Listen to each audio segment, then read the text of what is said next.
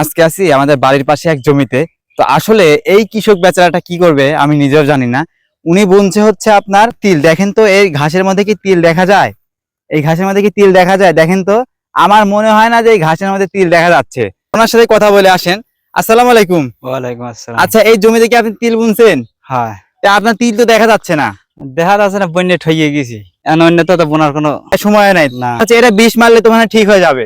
মারলে ভালো তিল মরে যাবে। বিষ মারলে তিলই মরে যাবে। এই যে দেখতে পাচ্ছেন, মানে তিল কিন্তু নেই, মাঝে মাঝে কয়েক তিল বের হয়েছে, তবু ঘাস কিন্তু ভরে গেছে।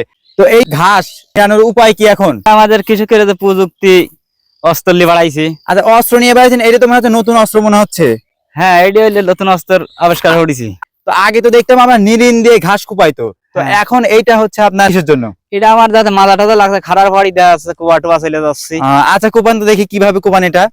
তো আপনারা কিন্তু দেখতে পাচ্ছেন আসলে বিষয়টা দেখার মতো, যে তিলের ভুঁয়ে তিলের থেকে কিন্তু ঘাসের পরিমাণই বেশি। ঘাসে বিষ দেওয়া হয় তবে কিন্তু তিল মারা যাবে। এত পরিমাণে ঘাসের মধ্যে এই তিলকে বাঁচিয়ে রেখে ঘাসকে কিভাবে দমন করা যায়, এটা প্রতিক্রিয়া একটু বের করতে হবে, তাই তো? হ্যাঁ, এটি হইলে ভালো হয়। আগাছা পরিষ্কার করতে গেলে প্রায় আমার মনে হয় 30-40টা চাষি ভাইদের লাগবে এই ভুঁইকে পরিষ্কার করতে, আগাছাগুলা পরিষ্কার করতে। শ্রমজীবী মানুষের জন্য কিন্তু বাংলাদেশ টিকে আছে।